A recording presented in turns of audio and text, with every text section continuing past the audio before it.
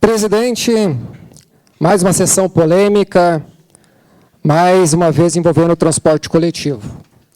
E estava conversando com a minha assessoria no gabinete, porque eu tive uma agenda cheia hoje pela manhã, e eu cheguei no meu gabinete, era 12h30. No momento que eu recebi uma ligação do nosso líder de governo, e eu ainda disse, bem claro, não conversei com a minha assessoria, não vi o projeto. E, para mim, é muito desconfortável votar um projeto onde que nós estamos falando de 10 milhões. É muito 0,00000. E garanto que boa parte da população não tem nem noção ou ideia do quanto é dinheiro.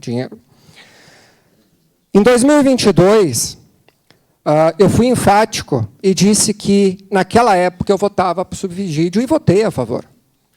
Mas disse que não iria votar nos próximos. E vou repetir aqui, não votarei neste subsídio. Por quê? Eu convido os demais colegas vereadores que não utilizam o transporte coletivo a pegar o transporte entre as 6 da manhã e 8h30 da manhã. Entre 5 da tarde, 17 horas e 20 horas. Pegue esses horários, acompanhem. Vão lá, eu convido, vamos junto comigo, pegar a linha lá do bairro Serrano até o centro. É isso que eu me refiro, é a prática, não é a teoria. A teoria, papel aceita tudo, mas a prática, gente, é algo memorável. Eu gostaria que, no meu ponto de vista, houve um erro, sim, do Executivo, e eu digo como uma crítica construtiva para que isso não aconteça novamente. Eu admiro quando as pessoas me cobram, porque, para mim, é forma de evolução como pessoa, como cidadão, porque a gente erra. Mas a gente pode, sim, se recuperar do erro, evoluir e crescer na nossa vida pessoal e profissional. O Executivo teria que agora, nesse momento, nós teríamos que estar aqui com o Executivo, num telão, exibindo, apresentando dados, convidar a imprensa de Caxias do Sul, aqui, ó, mostrando para nós, vereadores, comprovando, porque eu tenho orgulho de votar em algo que eu tenho consciência. Eu não estou votando contra a pobre. Isso, quem fala isso é hipocrisia. E estão transformando, o Executivo está se tornando vitimismo. Isso é contraditório. Eu tenho orgulho de dizer que sou um vereador de bairro, de comunidade, com orgulho, mas faltou articulação do Executivo, sim. Poderia, sim, o Executivo retirar esse projeto e trazer para a semana que vem. Na sexta-feira, uma outra extraordinária, mas apresentar para nós. Eu diria que, se me provar, eu voto sim, com certeza.